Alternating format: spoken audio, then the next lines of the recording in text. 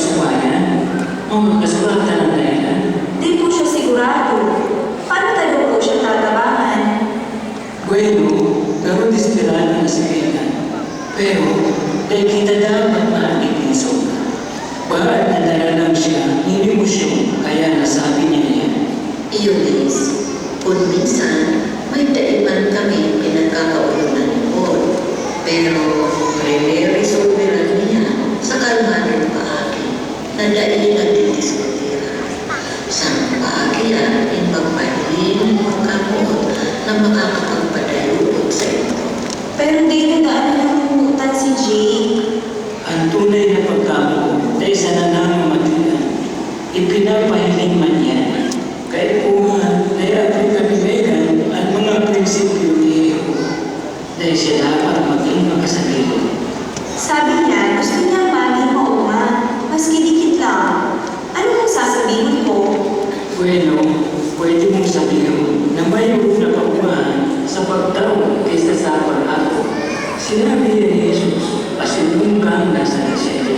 Iyon is, kung handa si Megan na magpahiling ng tunay na pagkamo kay Jay, pwede pa nilang maharap ang tunay na pagkamo. Takot na agong na lalaki at natara, minsan dahil natarang, ulit sa kanay na gawin kan sa ilang ako. Kay bunga na isipon ni Megan ang magiging epekto kan mga ginigin niya. Ang pagsuwayan, nagkali epekto sa kusyon, kan mag-aki sa kakang mag-ako. Aram ni Yehova na mas malay na atubangon kasi resolveran ang mga problema, imbes na magsuwayan. Kaya sinabi ng Biblia na ang mag-akong dapat magdalay ng magkaibahan. Magtanong manlugod sa imo asin sa mga elders sa Megan.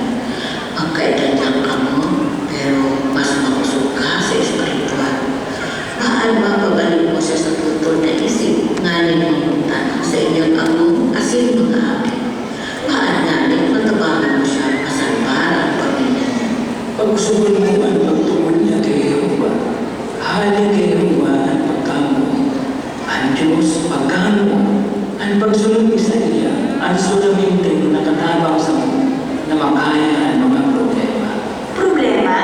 Araw po ni ano? Ayos, tapos. Araw mo niya, problema niya ang pagkataman sa ko. Kanto baga, ikaman ang nagkataman sa mo. Kaswali po yan. Mga 50 taon na. Yan na lang na istorya na yan. Dapat mo niyan, kompleto na yan, ha? Pero di niyang pinili naman sa pinaka-importante. Pahingin kami kanto sa sarong lugar na alayo sa sino. Bago basta na kami kasal, may sadin kaming araw. Halos mayo kami kumanta. Dahil nga na ako makapakan ng bagong bago. Mayo kumapang trabaho. Pero alam niya nakaipuhan ang mga tao ng mga araman ng katotohanan. Ikaw naman kami ng mga auto. Garo itong lahat ng apat na roida. May kasabihan to, pagdakula ang manasyon sa mo. Saka ang pagkukulay kasi buhay na manong at itinataw sa mga. Tapos nagkahilang ako. Sabi ng nurse sa klinika naman, dahil na siya mahaloy. Pirang oras na sa nagdaan buhay ni Paul. Namuruluyan na ako. Kaya dahil ko na alam ang nangyayari. Sabi ko sa nurse, ano? Sabi niya, kukuhaan mo na siya ng Diyos.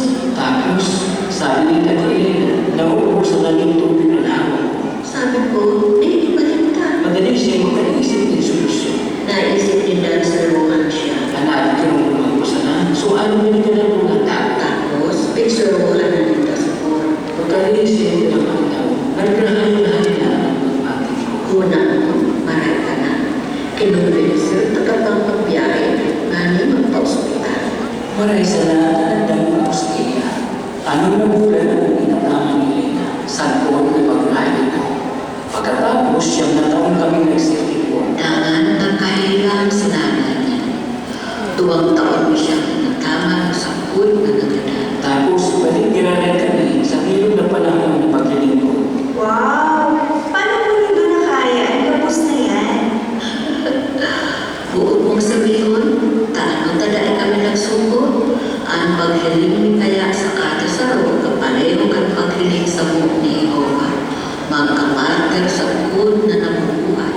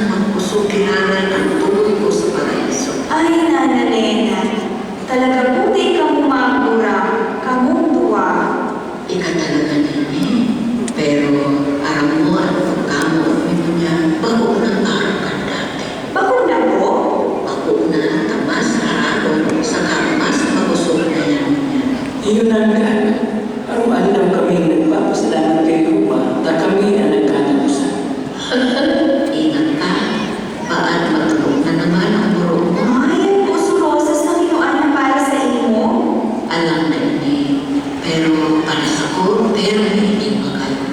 Ano, permi ng magayon